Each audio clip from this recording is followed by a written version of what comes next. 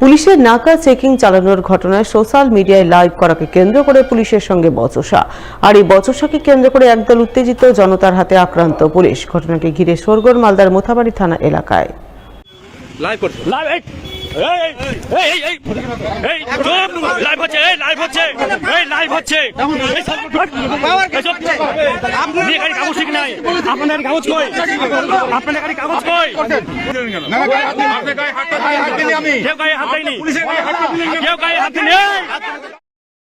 জানা গেছে সোমবার মোথাবাড়ি থানার পুলিশ গীতামোড় এলাকায় নাকা চেকিং চালাচ্ছিল। পুলিশ বিভিন্ন যানবাহনের কাগজপত্র পরীক্ষা নিরীক্ষা করছিল। ওই সময় হঠাৎ করে এক ব্যক্তি পুলিশের নাকা চেকিংয়ের ভিডিও করে সোশ্যাল মিডিয়ায় লাইভ করতে শুরু করে। লাইভ করতে করতে ওই ব্যক্তি দাবি করে পুলিশ যে গাড়ি নিয়ে নাকা চেকিং করছে সেই গাড়ির ইন্স্যুরেন্স সহ বিভিন্ন কাগজপত্র ফেল রয়েছে, অথচ পুলিশ সাধারণ মানুষের গাড়ি ধরপাকড় করে টাকা তুলছে। এমনটাই অভিযোগ তুলে ওই ব্যক্তি পুলিশের বিরুদ্ধে রীতিমতো একরাশ ক্ষোভ প্রকাশ করে মোবাইলে ভিডিও করে সোশ্যাল মিডিয়ায় লাইভ করতে থাকে। সেই ভিডিও করতে কয়েকজন সিভিক ভলান্টিয়ার বাধা দেয়, জানিয়ে পুলিশের সঙ্গে ওই ব্যক্তি রীতিমতো বচসায় জড়িয়ে পড়ে। ঘটনার খবর পেয়ে মোথাবাড়ি থানার আইসি পুলিশ বাহিনী নিয়ে ঘটনাস্থলে হাজির হন। আর ঠিক তখনই একদল উত্তেজিত জনতার হাতে মোথাবাড়ি থানার এক পুলিশ অফিসার আক্রান্ত হন বলে খবর। গোটা ঘটনার ছবি সোশ্যাল মিডিয়ায় ভাইরাল হয়, যদিও সেই ভাইরাল ভিডিওর সত্যতা যাচাই করেনি সবার খবর। এটা হচ্ছে মোথাবাড়ি থানার পুলিশের গাড়ি। এই গাড়ির ইন্স্যুরেন্স নাই, ধোঁয়া কাগজ কিছু নাই। প্রতিদিন দুবেলা তিনবেলা করে এরা লোকের গাড়ি ধরে। সামনে গীতামোড় স্ট্যান্ড আর এখানে এরা গাড়ি ধরে। নিজের গাড়ির কোনো ইন্স্যুরেন্স পেপার নাই, আর লোকাল ছেলেদেরকে হয়রানি করে এরা। টাকার বিনিময়ে এগুলো গাড়ি সব গাড়ি ছাড়ে, এগুলো গাড়ি ধরা আছে, এগুলো গাড়ি করে অ্যাটাক করে, টাকার বিনিময়ে গাড়ি ছাড়ে এরা। লাইভ করছে,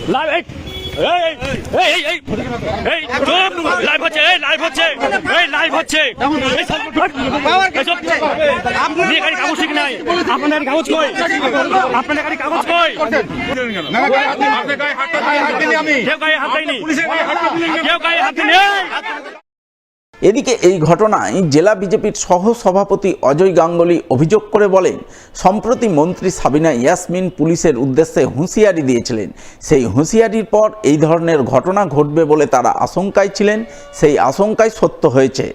কালকে যেটা মোথাবাড়ি বিধানসভায় ঘটেছে সেইটা ঘটনা ঘটবে এটা আমরা ভেবেছিলাম, কারণ মালদা কলেজ অডিটোরিয়ামে রাজ্যের মন্ত্রী যেভাবে পুলিশকে হুঁশিয়ারি দিয়েছিল যে পুলিশ কোনো কাজ করছে না, পুলিশ নিষ্ক্রিয়।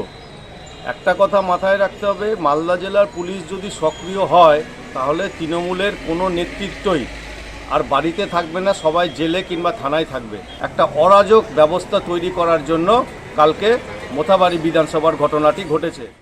যদিও জেলা তৃণমূলের মুখপাত্র আশিস কুণ্ডুর বক্তব্য, মোথাবাড়ির ঘটনায় পুলিশ বেশ কয়েকজনকে গ্রেপ্তার করেছে আর বিজেপি এই রাজ্যে অপ্রাসঙ্গিক হয়ে পড়েছে, তাই বিভিন্ন মিথ্যা অভিযোগ এনে তারা টিকে থাকার চেষ্টা করছে। দেখুন, আজকে ঘটনাটা শুনেছি আমরা, পুলিশ অলরেডি এনকোয়ারি স্টার্ট করেছে এবং বেশ কয়েকজনকে অ্যারেস্টও করেছে। কাজে পুলিশ এনকোয়ারি করছে, যারা অ্যারেস্টেড হয়েছে তারা দোষী না নির্দোষ সেটা প্রমাণিত হবে। আর অ্যাকর্ডিং টু দ্য এনকোয়ারি যারা যারা দোষী সাব্যস্ত হবে they will be penalised. BJP কি বলছে এটার উত্তর আমরা দিতে পারবো না, কারণ এই রাজ্যে অপ্রাসঙ্গিক হয়ে যাওয়ার পরে বিজেপিরা রাজনৈতিক ময়দানে টিকে থাকার জন্য বিভিন্নভাবে মিথ্যা কথা বলছে। এদিকে মোথাবাড়ি থানার গীতামোড় এলাকার ঘটনায় পুলিশ তদন্ত শুরু করেছে এবং তদন্তে নেমে ইতিমধ্যে 3 জনকে গ্রেপ্তার করেছে বলে খবর এবং বাকিদের খোঁজে জারি রয়েছে পুলিশি তদন্ত। আবাস যোজনার ঘর পাইয়ে দিতে বাড়িতে ঢুকে প্রয়োজনীয় কাগজপত্র চাওয়ার অছিলা এক নাবালিকাকে শ্লীলতাহানি ও ধর্ষণের চেষ্টার অভিযোগের কাঠগড়া স্থানীয় তৃণমূল পঞ্চায়েত সদস্যের ছেলে। ঘটনাকে ঘিরে শোরগোল মালদার ইংরেজবাজার থানার যদুপুর 2 নম্বর গ্রাম পঞ্চায়েত এলাকায়। ঘটনায় নাবালিকার বাবা মায়ের অভিযোগ, সোমবার তারা বাড়িতে ছিলেন না, কাজে গিয়েছিলেন।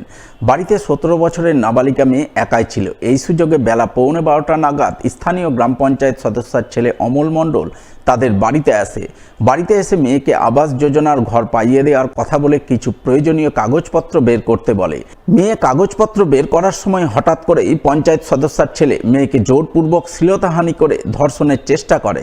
বাড়িতে কেউ ছিল না, এসেছিল বলেছিল আধার কার্ড নিব ঘর দেওয়ার জন্য। তো আমি আধার কার্ডটা বের করতে গেছি, তো আধার কার্ডটা বের করে দিয়েছি, যে রাখতে গেছি তখন আমাকে চেপে ধরেছে।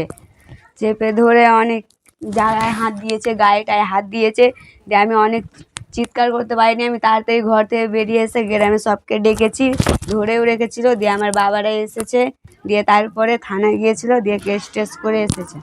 আমি শাস্তি চাই। ওই যে ছিলাম না, আমি মায়ের বাড়ি গেছিলাম, আমার বাবা কাজে গেছে, আর আধার কার্ড আর ভোটার কার্ডের জেরক্স নিতে এসেছে, বলেছে ঘর দিব অনলাইন থেকে। দিয়ে মেয়েটাকে পিছন থেকে চেপে ধরেছে, দিয়ে মেয়েটাকে টেনে ছেঁচড়ে ওই জোর জবরদস্তি করছিল ঘরে ঢুকে। এগুলোই শুনেছি মেয়েটার কাছে, আমরা তো কেউ ছিলাম না। এদিকে এই ঘটনার পরপরই অভিযুক্ত গা ঢাকা দেয়। প্রতিবাদে উত্তেজিত জনতা অভিযুক্তের বাড়িতে চড়া হয়ে ভাঙচুর চালায় বলে খবর।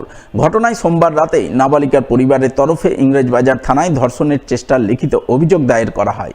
যদিও অভিযোগ অস্বীকার করেছেন অভিযুক্ত যুবকের পরিবারবর্গ। তবে সঠিক কী ঘটনা ঘটেছে তা খতিয়ে দেখতে পুলিশ তদন্ত শুরু করেছে। ঘটনায় শাসক দল তৃণমূলের কড়া সমালোচনা করেছেন মালদার বিজেপি নেতৃত্ব। যদিও তৃণমূল নেতৃত্বের দাবি, এই ধরনের ঘটনায় যে যুক্ত থাকবে পুলিশ তার বিরুদ্ধে কঠোর ব্যবস্থা গ্রহণ করবে। এরা তো বাড়িতে গিয়ে আবাস যোজনা সার্ভে করতে যাচ্ছে, সেখানে গিয়ে যদি নাবালিকাকে বাড়ির ধর্ষণ করতে যায়, এর থেকে দুর্ভাগ্যজনক আর কিছু হতে পারে না।